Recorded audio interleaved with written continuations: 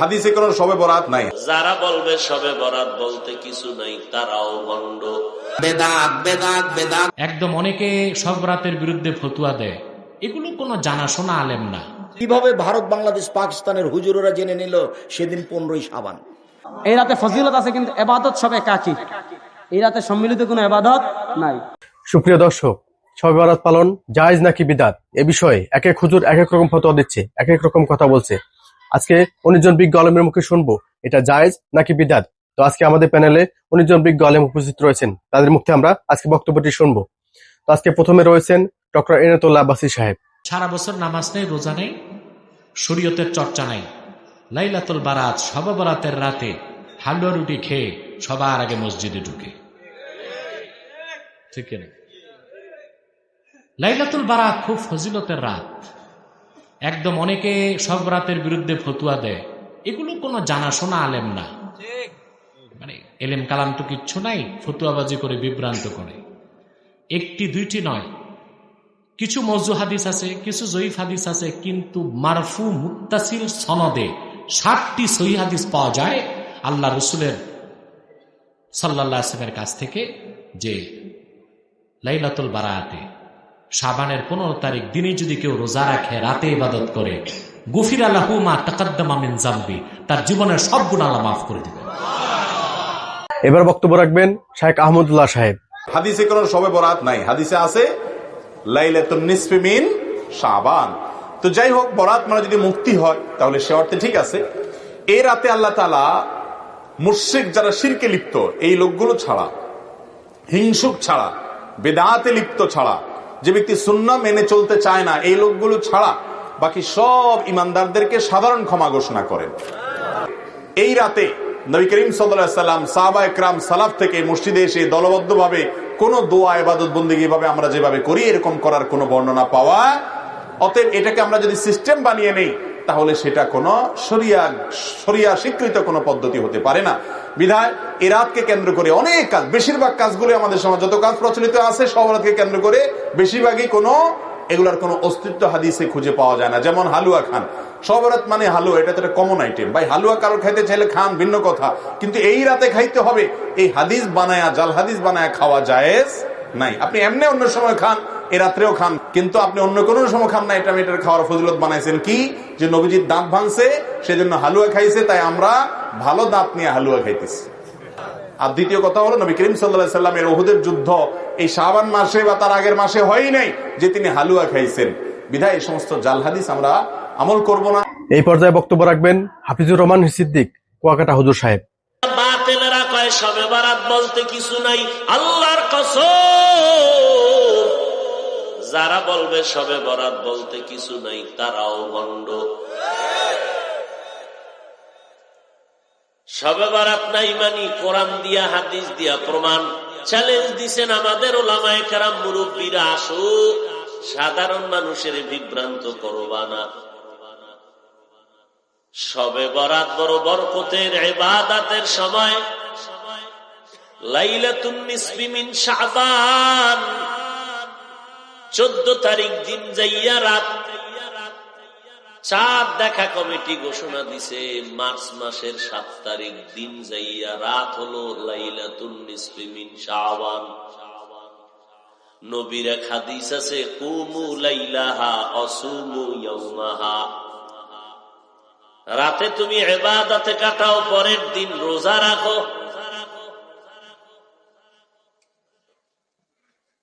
রোজা রাখা বাধ্যবাধকতা নাই, শবে বরাতের আলাদা কোনো রোজাও নাই, নামাজও নাই। যত পারো করো করো, নিজেরে তৈরি করো, কারণ সামনে তোমার রমাজান, প্রস্তুতি নাও। এখন বক্তব্য রাখবেন আবুল কালাম আজাদ সাহেব।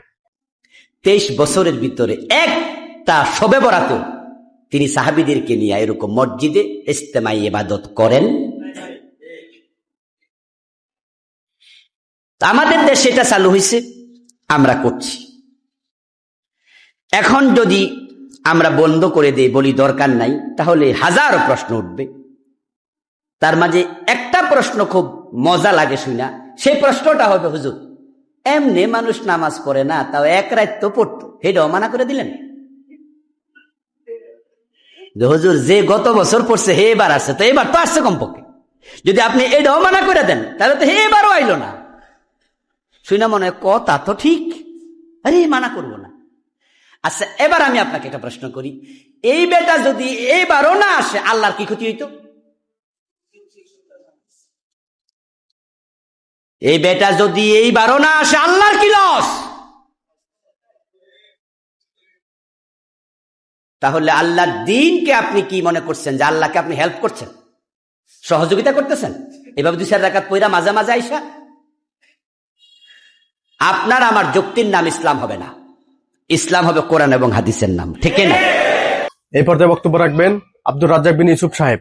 আমি তো জানি না সেই দিন কোন দিন, কিভাবে ভারত বাংলাদেশ পাকিস্তানের হুজুরেরা জেনে নিল সেদিন 15ই শাবান। তাই তারা কলকারখানা, কোর্ট কাছারি, অফিস আদালত, শিক্ষা প্রতিষ্ঠান সবকিছু বন্ধ করে 15ই শাবানের সিয়াম থাকে। দিনী ভাই বোন, আপনি মনে কষ্ট নিয়েন না, এই সিদ্ধান্ত ঠিক নয়। আল্লাহর নবী ধরার জন্য এক টানা 15 দিন সিয়াম থাকতেন। কিভাবে? এক টানা 15 দিন সিয়াম থাকতেন। আপনি এইভাবে সিয়াম থাকার চেষ্টা করেন, আপনি ভালো ফল ভোগ করতে পারবেন ইনশাআল্লাহ। সিয়ামের বিনিময়ে জান্নাত হবে ইনশাআল্লাহ। এখন বক্তব্য রাখবেন মতিউর রহমান মাদানী সাহেব। শবে বরাতের বেদাত গুলি করে, হালুয়া রুটি করে, আর দলে দলে গিয়ে কবর জিয়ারত করে বেড়ায়। হ্যাঁ, আর এই রাতটাকে শবে বরাত বলে, সব বেদাতি কথা, সব হচ্ছে বেদাতি কথা। সুতরাং বেদাতিকে আল্লাহ মাফ করবেন না। এই রাতে সারা রাত নফল পড়বে তাহলে আল্লাহ মাফ করবেন। এই রাতে খুব জিকির আজকার করবে তাহলে আল্লাহ মাফ করবেন। এই রাতে তোমরা খুব কোরআন তেলাওয়াত করে কান্নাকাটি করবে তাহলে মাফ করে, বলেছে নাকি? হ্যাঁ, এই রাত জেগে থাকবে, ঘুমাইবে না তাহলে আল্লাহ মাফ করবেন, বলেছেন নাকি? তাহলে এই কাজগুলি যে করছেন সুন্নাত না বেদাত? বেদাত। এসব করতে হবে না। শিরক মুক্ত হয়ে যান, বেদাত মুক্ত হয়ে যান, হিংসা বিদ্বেষ শত্রুতা মুক্ত হয়ে যান, অন্তরটাকে সাফ করেন, আল্লাহ সব মাফ করে দেবেন। এই পর্যায়ে বক্তব্য রাখবেন রেজাল করিম সাহেব। এই রাতে ফজিলত আছে কিন্তু এবাদত সব একাকী। এই রাতে সম্মিলিত কোনো এবাদত নাই। যদি এই রাতে সম্মিলিত ইবাদত কোনো একটা বেদাত, এটা কি? এবং শবে বরাত ভাগ্য রজনীয় না, ভাগ্য রজনী শবে কদর, ঠিক আছে? এই রাত্রে একাকী নামাজ যত পড়তে পারেন, কোনো সমস্যা নাই। মৃত মানুষের নামে মিলাদ পড়া, মৃত মানুষের নামে মিলাদ ছড়বেন কিভাবে? মিলাদ মানে জন্ম, বিধবা মারা গেছে তার আবার মিলাদ কি? এই মিলাদ, এটা দোয়া বলতে পারেন আপনি।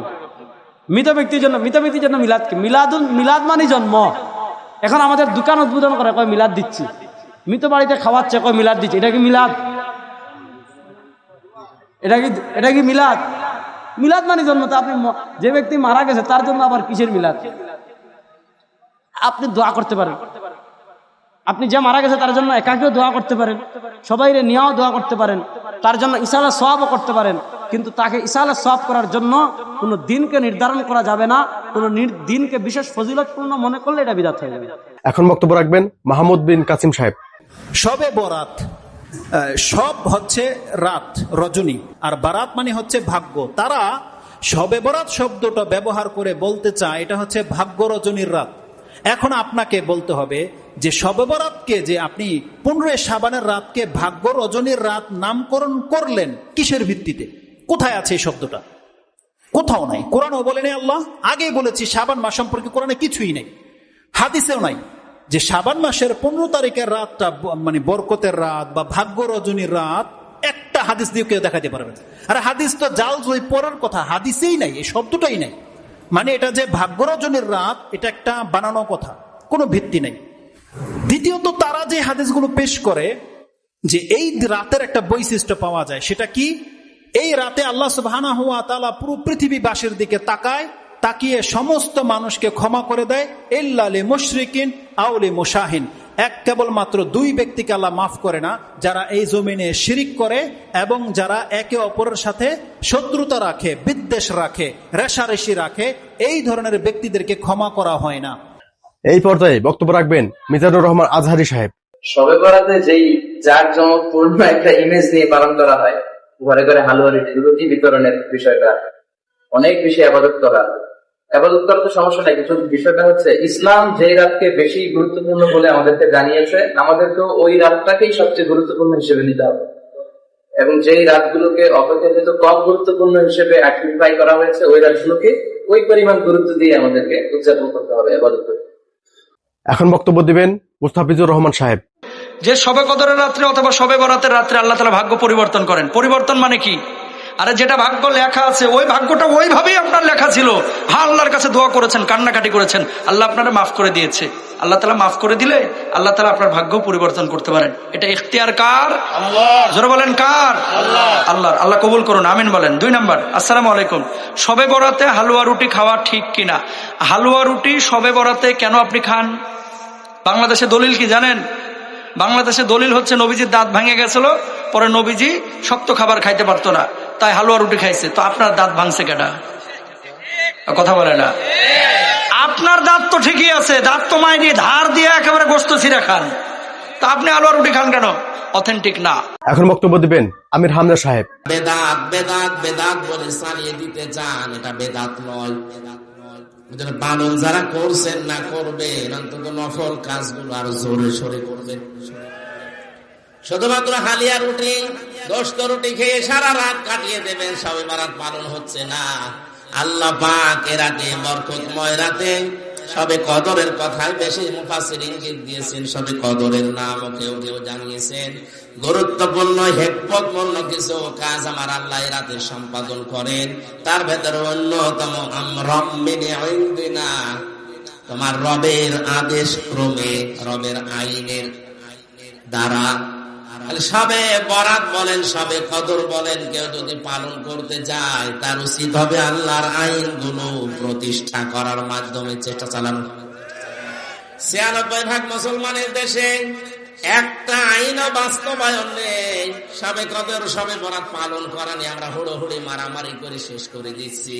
অথচ আসল যদি আমরা বুঝে নিতাম, নামাজ পড়া ফরজ পড়ি, যাকাত দেওয়া ফরজ, অন্তত কিছু না কিছু দেই, হজ করা ফরজ করে আসি, রোজা রাখা ফরজ কয়েকদিন পরে শুরু হবে, কিন্তু আকিমুদ্দিন, দিন কায়েম করা যে নামাজের মতো ফরজ, এটাকে রাজনীতি মনে করে ছেড়ে দেন। এই পর্যায়ে বক্তব্য দিবেন আরিফ বিন হাবিব সাহেব। এই যে লাইলাতুল বারাআত, এই লাইলাতুল বারাআতের ব্যাপারে এক ভাই আমার কাছে আসার পর কয়, ওই রাত্রে যে হালুয়া রুটি এগুলা কি আছে? তো আমি বললাম না, নাই। তা ওই ভাই আবার প্রশ্ন করলেন, ওই রাতে হালুয়া রুটি বেজি বানানো হয়, সাপ বানানো হয় রুটি দিয়া, আরো অনেক আকৃতি, ঘোড়া, বাঘ, ভাল্লুক, এগুলা ঠিক? আমি না, ঠিক না। তো ওই রাতে যে গোসল করলে, মাথার পানির চুল পড়লে, মহিলাদের চুলের এই পানিগুলা পড়লে প্রত্যেক ফোটায় ফোটায় নেকি ঝরে যায়, মুকসুদুল মুমিনিন না আরো কিছু বইয়ের নাম লেখছে, ওইগুলাতে আছে, এগুলো ঠিক? আর না, এগুলো তো ঠিক না। বলতে বলতে হঠাৎ আমারে বলে ফেলতেছে কি, আচ্ছা লাইলাতুল বরাত যে এটা ফজিলতের রাত, এটা ঠিক না? আমি হ্যাঁ, এটা ঠিক। কে বলছে? আমি কই নাসিরউদ্দিন আলবানী রহমতুল্লাহ আলাইহি বলছে। তো যখন আমি বললাম নাসিরউদ্দিন আলবানী রহমতুল্লাহ, নাসিরউদ্দিন আলবানী বলছে? হ্যাঁ, নাসিরউদ্দিন আলবানী রহমতুল্লাহ বলছে। হুজুর শিওর আপনি নাসিরউদ্দিন আলবানী বলছে? আমি ভাই সত্যি নাসিরউদ্দিন আলবানী বলছে। শোনেন, নাসিরউদ্দিন আলবানী আমাদের দলিল না, আমাদের দলিল আল্লাহ রাসূল। এই কথা বলছেন যে আমি দেখেন, এটা উনি এই সত্যি উনি এই কথাটা বলছেন। তা আমি বলি যে হাদিস সহিহ দুর্বল, এটা তো কোনো না কোনো ইমাম বলছে, ঠিক না? তাহলে এই ক্ষেত্রে তো ইমামদের কি আমরা মানি? এখন বক্তব্য দিবেন জামশেদ মজুমদার সাহেব। ওই লোকগুলোই যারা শবে বরাত বলে চিল্লাইতো, ওই লোকগুলোই যারা বলতো এই রাতে ভাগ্য নির্ধারণ হয়, যারা বলতো মা আসরের পরে মাগরিবের আগে বাদের বিচি খেতে হবে, গোসল করতে হবে, যত ফোঁটা ঘাম ঝরবে, যত ফোঁটা পানি ঝরবে, একটা নেকি আছে, কি যেন আমি ভুলেও গেছি ওই নেকির কথা। আমি নিজে গোসল করেছি ছোটবেলায়, আমার আম্মা গোসল করে যাওয়া, আল্লাহ ক্ষমা করুন আমাদেরকে। তো যারা বলছেন যে আমরা ফিতনা করি, না ভাই, এটা যদি ফিতনা হতো আপনি শবে বরাত শব্দ থেকে বেরিয়ে এসে আপনি নিসফে শাবানে আসতেন না। আমরা যদি ফিতনা করতাম তাহলে আপনি শবে বরাত সবকে ফার্সিতে বলে বরাতকে বলতেন যে না না না, বরাত এটা ফার্সি না, এটা তো যে আরবি, এই বারা মানে মুক্তি। কিন্তু এখন থেকে 10 বছর আগে আপনি সব মানে রাত, বরাত মানে ভাগ্য, শবে বরাত মানে ভাগ্যের রাত। এই রাতে লেখা হয় যত মানুষ এই পৃথিবীতে জন্মাবে, যত মানুষ মরবে, যত প্রাণী আল্লাহ সুবহানাহু ওয়া তাআলা এই পৃথিবীতে প্রেরণ করেছে, সবার কে কতটুকু খাবে, কবে আসবে, কবে যাবে, এই সবকিছু নির্ধারণ করা হয়। এখানে প্রচলিত ছিল নাকি ছিল না? এই যে ইউটিউবার ভাইরা আছে এখানে, ফেসবুক পেজে অনেকে ভিডিও দেখবেন। আমি বলি কি বিদ্বেষটা, তর্কটা এক সাইডে রেখে নিজেকে প্রশ্ন করেন। যদি উত্তরটা না পান, আপনার আব্বা আম্মাকে প্রশ্ন করেন। যদি উত্তরটা না পান, আপনার দাদা বেঁচে আছে, ওকে প্রশ্ন করেন, ওনাকে প্রশ্ন করেন, দেখবেন আমি ঠিক বলছি। এই পর্যায়ে বক্তব্য দিবেন আনিসুর রহমান সাহেব। লাইলাতুল বারাত আল্লাহ তাআলার পক্ষ থেকে নেয়ামত পূর্ণ একটি রাত, অনেক বরকতওয়ালা একটি রাত। এই রাতের ফজিলত আল্লাহ নবী সাল্লাল্লাহু আলাইহি ওয়াসাল্লাম বলেছেন, এই রাত্রের ইবাদতে বান্দার অগণিত সীমাহীন গুনাহ আল্লাহ মাফ করে দেন। চাইলে এই রাতের উপলক্ষে আপনাদের কাছে আমার বিনীত অনুরোধ, আমার স্পষ্ট বক্তব্য যে এই রাত ইবাদতের রাত। আপনি হিসাব করে মনে রেখে মঙ্গলবার রাতে ইবাদত করবেন আরো বেশি। সারা সপ্তাহ তো করবেনই, ওই দিন আরো বেশি করবেন। কি বেশি করবেন? এশার নামাজের পরে, মাগরিবের নামাজের পরে রাত্রি জেগে আপনি জিকির করেন, তেলাওয়াত করেন, তাসবিহ পড়েন, আল্লাহর কোরআন পড়েন এবং নফল নামাজ পড়তে থাকেন, দোয়া করতে থাকেন। এটা আপনি করেন। এটা কোনো অনুষ্ঠান, শবে বরাত কোনো অনুষ্ঠান না। কথা বলেন, শবে বরাত কি নয়? অনুষ্ঠান। এটা কোনো অনুষ্ঠান, এটা কোনো উৎসব না, এটা কোনো সবাই মিলে একটা অনুষ্ঠান পালন করতেছি, 3 ডেক খিচুড়ি পাকাইছি, এরপরে সবাই কতক্ষণ ওয়াজ শুনে একটা মুনাজাত দিছি, মুনাজাতের পরে সবাই একটা একটা প্যাকেট নিয়ে বাড়িতে গিয়া গেছি, শবে বরাত উদযাপন করে আসছি না। এটা শবে বরাত উদযাপন করতে পায় না, আপনারে বন্দিগি করতে গেছি। এখন বক্তব্য দিবেন তাহেরি সাহেব। হালুয়া রুটি বানানো এই দিনে বেদাত। বেদাতের সংখ্যায় করতাম, বেদাতের যে সংজ্ঞা আছে এই সংজ্ঞার ভিতরে বেঈমান মুখ দিছে। শবে বরাতের দিন হালুয়া রুটি বানানো এগুলা খাওয়া বেদাত। বেদাতের সংজ্ঞা কি? নবীর যুগে যা ছিল না, নবীর তিরোধানের পরে যা নতুন আবিষ্কৃত হয়েছে তাই বেদাত। যদি আবিষ্কারটা দিনের কল্যাণ হয়, কোনো ক্ষতি না হয়, দিনের সাথে সাংঘর্ষিক না হয়, এটার নাম বেদাত হাসানা। আর যদি ওই আবিষ্কারটা কোরআন সুন্নাহর সংঘর্ষ হয়, সে আবিষ্কারটা বেদাতে সাইয়্যা। তখন খাওয়ান নবীর আগে ছিল নি? হালুয়া নবীর আগে ছিল নি? ছিল না? ছিল। রুটি ছিল নি? ছিল। এই ফ্যানটা একটু এদিকে দেন, মাইকে ধরে। তো এই হালুয়া রুটি খাওয়ান বেদাত। এটা শবে বরাতে হোক আর শবে বরাত ছাড়া হোক, এটা খাইলে কি বেদাত হইব? খাইলে কি গুনাহ হইব? তো পাবলিকের বেদাত দিয়া তোমরা কি বুঝাইতে চাও? আমরা সংক্ষেপে বুঝ জানিছি, তোমরা আসলে দাঁত নাই। এই পর্যায়ে বক্তব্য দিবেন কাজী ইব্রাহিম সাহেব। শবে বরাতকে আরবি বানালে আরবি শব্দ আসে লাইলাতুল কদরি। এটা কদরের রাত। ভাগ্য রজনী যদি হয়ে থাকে তাহলে এটা কদরের রাত হবে। ভুল ক্রমে আমরা এটাকে মধ্য শাবানে নিয়ে এসেছি, এটা একটা জাতীয় ভুল। মধ্য শাবান রজনীতে আমরা মনে করি সারা রাত জাগলে ইবাদত করলে আমরা ক্ষমা পেয়ে যাব, গোসল করলে মাপ পেয়ে যাব, পানির বিন্দু বিন্দু সওয়াব নিয়ে আসবে। 100 রাকাত নামাজ, যার প্রতি রাকাতে 10 বার কুল হুয়াল্লাহ সূরা পড়বো, তাহলে 1000 রাকাত হয়ে গেল। 100 রাকাতের প্রতি রাকাতে 10 বার কুল হুয়াল্লাহ পড়লে 1000 বার কুল হুয়াল্লাহ হয়ে গেল, মানে 1000 রাকাতের সওয়াব হয়ে গেল। আলফিয়া নাম দিয়েছে। আবার পরের দিন রোজা রাখলে অনেক সওয়াব হবে। এই কথাগুলি সবগুলি দুর্বল এবং বানোয়াট। এখন বক্তব্য দিবেন আব্দুল্লাহ বিন আব্দুর রাজ্জাক সাহেব। প্রথম ভুল ধারণা এই জায়গাতে, শবে বরাতের এই ফজিলত মর্মে যে আল্লাহ সুবহানাহু ওয়া তাআলা নিচের আসমানে নেমে আসেন এবং মানুষকে ক্ষমা করেন, এই ফজিলত মর্মে যত হাদিস এসেছে সব হাদিস জয়ীফ। যত হাদিস এসেছে সব হাদিস জয়ীফ। স্বয়ং নাসিরউদ্দিন আলবানী সব হাদিসকে জয়ীফ বলেছেন। যারাই তাহকিক করতে আসবে তারাই জয়ীফ বলবে, একাই কোনো হাদিস সহি নয়। তাহলে কাহিনী কি?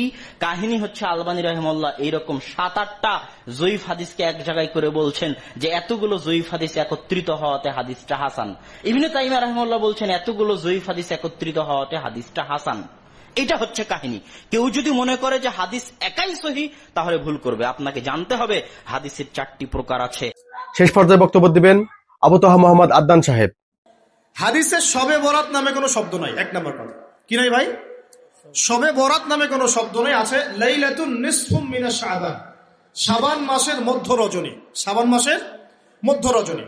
শাবান মাস কি? উত্তর, নবী সাল্লাল্লাহু আলাইহি ওয়াসাল্লাম রমজান মাসের পর যে মাসে রোজা রাখতে বেশি গুরুত্ব দিয়েছেন তার নাম শাবান। আমার সাথে বলেন, শাবান মাস কি?